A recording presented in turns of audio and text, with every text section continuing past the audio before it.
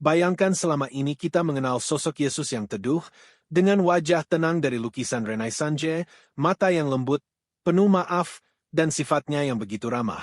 Tapi, pernahkah kamu bertanya-tanya, apakah gambaran tentang Yesus yang kita terima sejak kecil itu benar-benar utuh?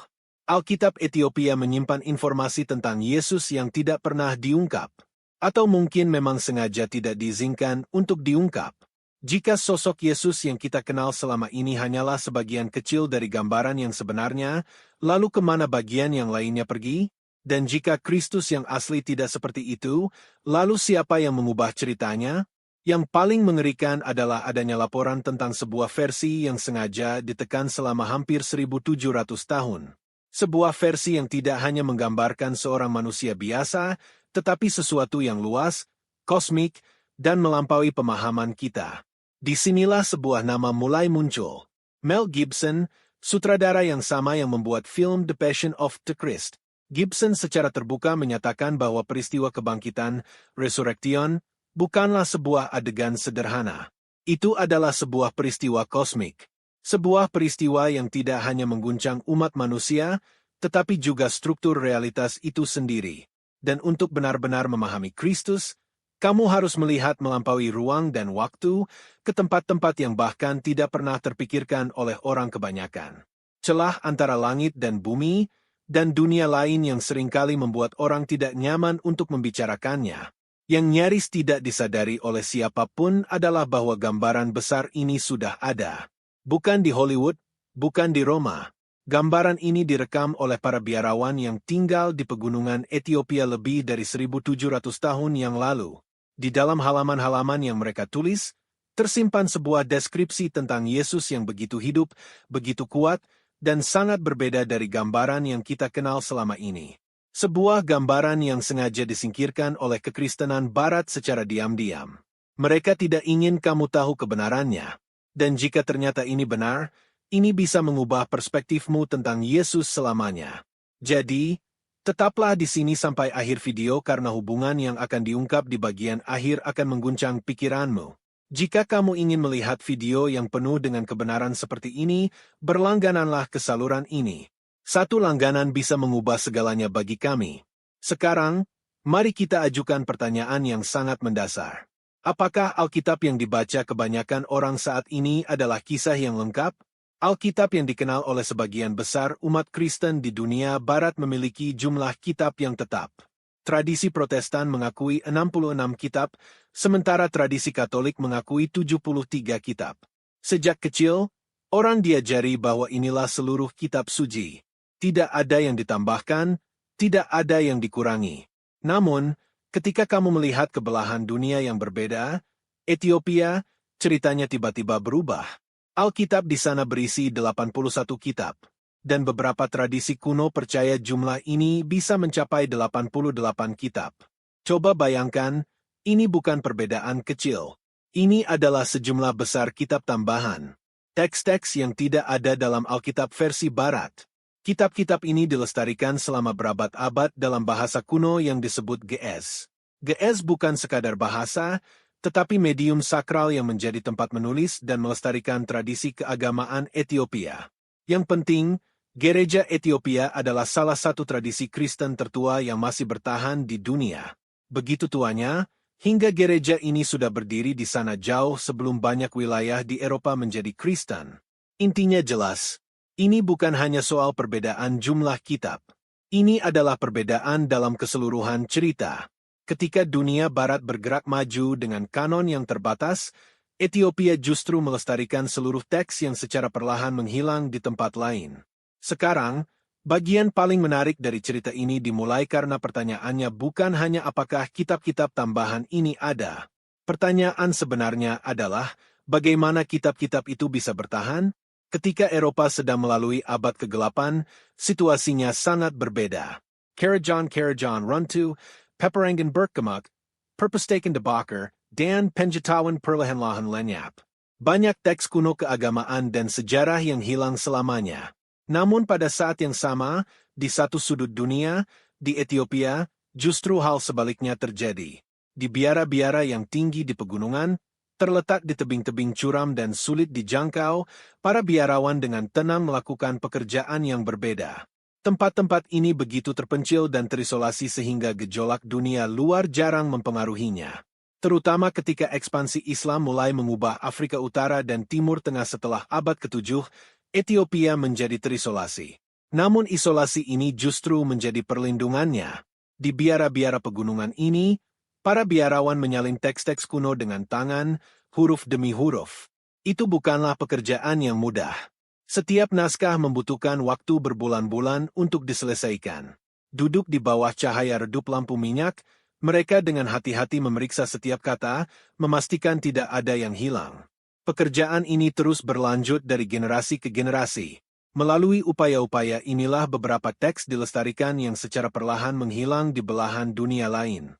Teks-teks itu termasuk Kitab Henov, Kitab Yobel, Kenaikan Yesaya, dan Makabe. Ini bukan sekadar teks keagamaan, tetapi bagian dari pemikiran Kristen awal yang pernah dianggap sakral. Setelah kita memahami mengapa teks-teks tertentu dilestarikan di Ethiopia, perbedaan besar berikutnya muncul, yaitu tentang gambaran Kristus itu sendiri. Dalam tradisi Barat, Yesus sering digambarkan sebagai pribadi yang tenang, lembut, dan menenangkan. Sebagai gembala yang merawat kawanannya, yang mengampuni semua orang, yang mewujudkan kasih dan kedamaian.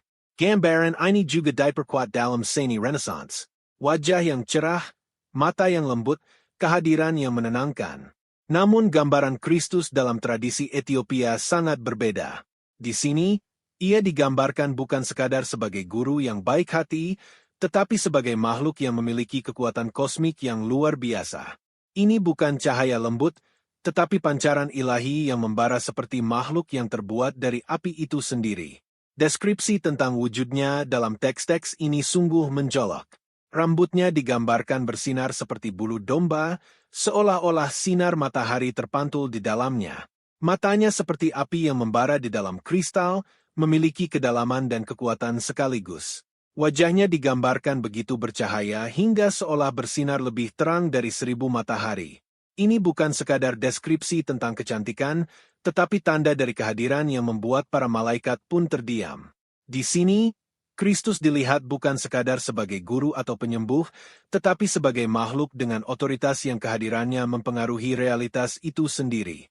Suaranya digambarkan berjima, dan wujudnya bukan hanya manusia, tetapi kosmik. Tetapi pada abad keempat, ketika konsili-konsili gereja mulai menentukan kanon Alkitab, Kitab Henov dikeluarkan dari daftar resmi. Ini berarti bahwa sebuah teks yang pernah dikenal luas dan diterima secara bertahap disingkirkan. Ini membuatnya semakin misterius karena bukan hanya kitab kuno, tetapi bagian dari pemikiran awal yang kemudian diputuskan untuk dihilangkan. Pertanyaan terbesar sekarang muncul. Jika kitab-kitab seperti Henov dikenal luas dan dikutip dalam komunitas Kristen awal, mengapa kitab-kitab itu kemudian dihilangkan? Alasannya bukan sekadar perbedaan teologis. Itu jauh lebih dalam dari itu. Ajaran-ajaran yang ditemukan dalam teks-teks ini berbeda dari pemikiran yang kemudian menjadi penting bagi tatanan kelembagaan yang mapan. Tulisan-tulisan ini berulang kali menyajikan gagasan bahwa manusia bukan sekadar makhluk rapuh yang terbuat dari debu atau tanah liat, tetapi anak-anak terang. Artinya, percikan ilahi ada dalam diri setiap individu. Bersamaan dengan itu, muncul gagasan penting lain bahwa kerajaan Allah tidak berada di tempat yang jauh, tetapi di dalam diri manusia. Keselamatan bukanlah sesuatu yang diperoleh melalui sistem atau perantara eksternal, tetapi kebangkitan batinnya.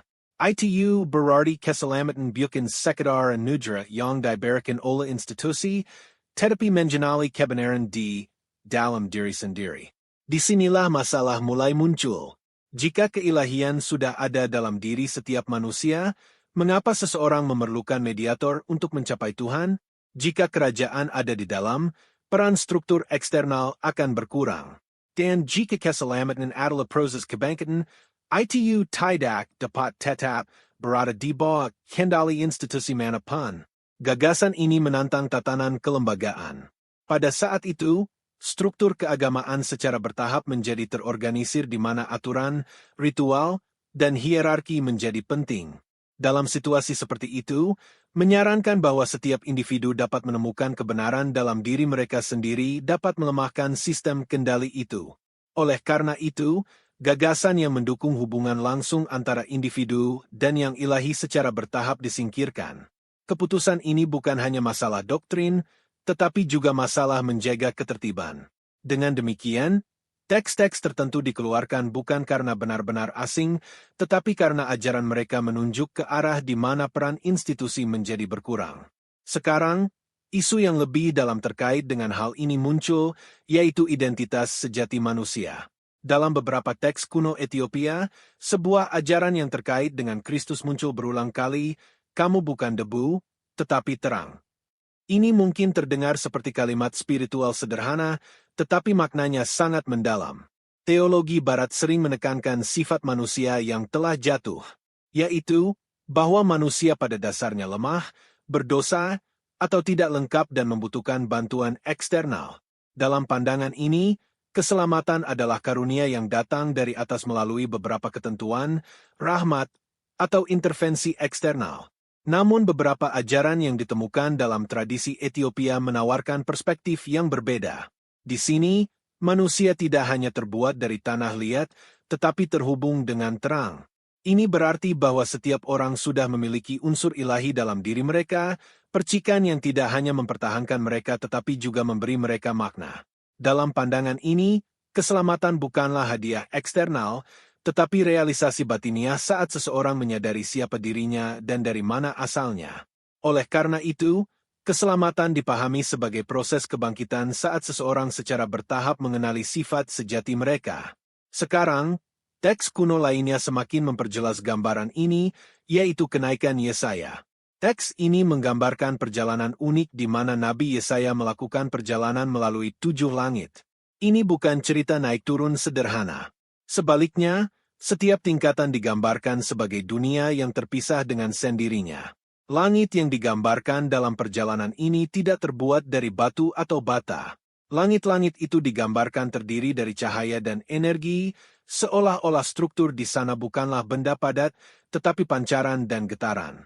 Di beberapa tempat, seolah-olah seluruh atmosfer hidup, di mana segala sesuatu bergerak seperti aliran energi.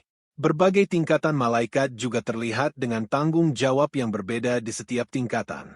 Di tingkatan pertama, ada malaikat yang berurusan dengan hal-hal duniawi.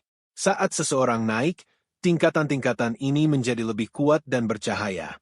Semakin tinggi tingkatan, semakin dalam cahayanya dan semakin beragam sistemnya. Ini melukiskan gambaran tentang sistem di mana setiap tingkatan memiliki perannya sendiri. Teks yang sama juga menggambarkan penurunan Kristus, tetapi tidak secara langsung. Teks itu menjelaskan bahwa ketika dia turun dari atas, dia tidak datang dalam kemuliaan penuhnya. Sebaliknya, dia secara bertahap menyembunyikan keilahiannya saat melewati setiap tingkatan, memungkinkan dunia di bawahnya untuk menoleransinya. Pancarannya sangat terang di tingkat atas, tetapi saat dia turun, cahaya ini berkurang. Di setiap langit, dia menggembal yang sesuai dengan makhluk di sana sehingga dia dapat dikenali. Ini bukan kehilangan kekuatan, tetapi pembatasan yang disengaja. Ketika dia akhirnya muncul di bumi sebagai anak di Bethlehem, wujud kosmiknya yang sejati tidak terlihat. Secara lahiriah, dia tampak sepenuhnya manusia sementara sifat esensialnya tetap tersembunyi. Gagasan ini memiliki kemiripan yang menarik dengan jenis cerita yang telah dibayangkan oleh Mel Gibson, di mana Kristus melewati berbagai tingkatan, melintasi batas antara langit dan bumi. Di sini juga, ceritanya tidak terbatas pada ranah duniawi, tetapi menghubungkan berbagai tingkatan realitas. Dan cerita kini mencapai titik balik besar pada abad ke-4.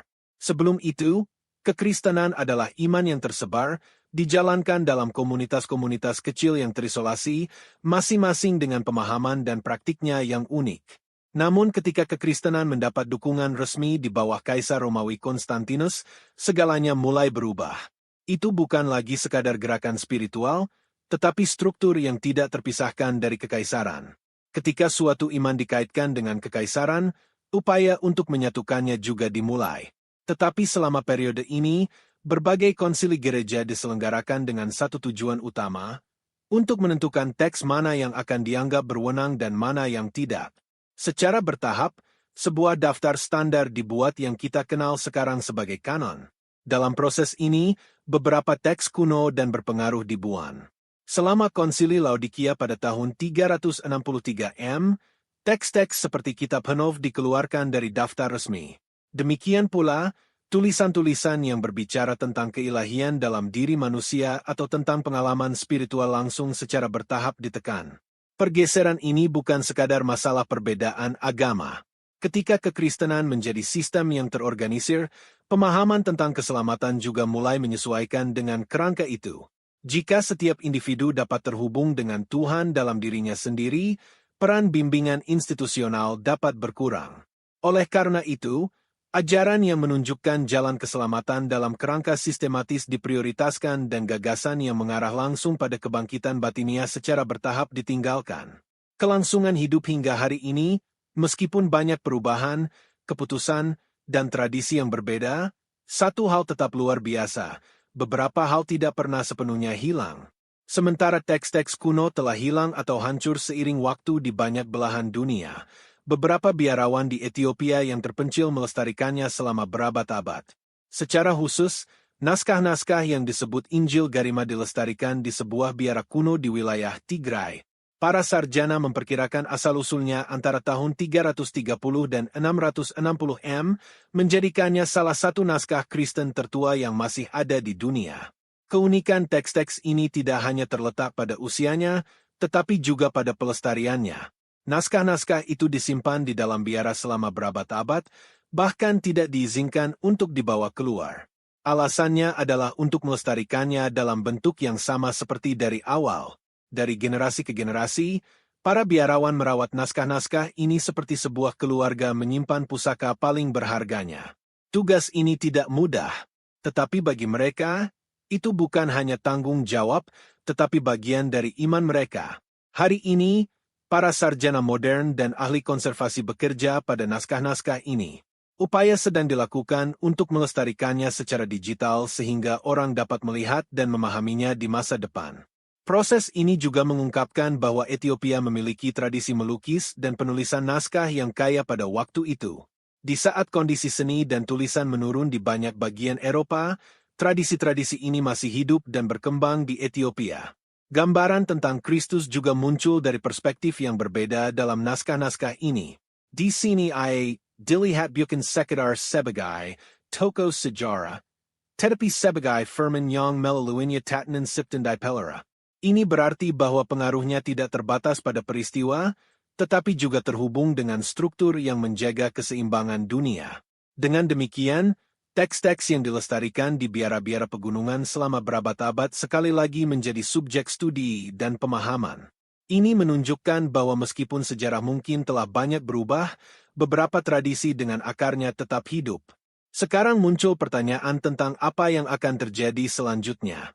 Karena cerita ini bukan hanya tentang masa lalu, tetapi juga tentang masa depan. Film yang sedang dikerjakan Mel Gibson, The Resurrection of the Christ, sekarang dijadwalkan rilis pada tahun 2027. Itu tidak akan menjadi satu film, tetapi cerita dua bagian yang dirancang untuk mengeksplorasi seluruh subjek secara rinci. Anggaran proyek dilaporkan sekitar $100 juta, menjadikannya salah satu film religi paling ambisius yang pernah dibuat. Produksi sedang berlangsung di studio Cinecittà yang terkenal di Roma, studio yang sama tempat banyak film sejarah dan epik besar dibuat sebelumnya. Namun yang membuat film ini unik adalah pendekatannya. Gibson telah mengisyaratkan bahwa cerita ini tidak akan disampaikan dengan cara tradisional. Ini akan mengeksplorasi tidak hanya peristiwa duniawi, tetapi juga aspek-aspek dunia yang lebih luas. Untuk alasan ini, beberapa orang percaya bahwa penonton mungkin melihat gambaran Kristus yang berbeda dari yang biasanya digambarkan dalam seni barat. Ada kemungkinan bahwa film ini akan mengungkapkan Kristus yang telah dilestarikan dalam tradisi Ethiopia, Kristus yang dipahami bukan hanya sebagai guru yang pendiam, tetapi sebagai kehadiran yang meresap dan berpengaruh. Jika ini terjadi, itu tidak hanya akan menjadi pergeseran sinematik, tetapi juga dapat mengubah cara penonton memandang Kristus. Inilah sebabnya mengapa ada rasa ingin tahu dan diskusi seputar film ini. Dan sekarang pertanyaan utamanya muncul. Jika sejarah telah menyembunyikan gambaran Kristus yang berbeda selama ini, apakah hanya ini yang ditekan? Atau apakah ada tradisi, gagasan, dan cerita lain yang tertinggal seiring waktu? Sejarah tidak selalu berjalan lurus.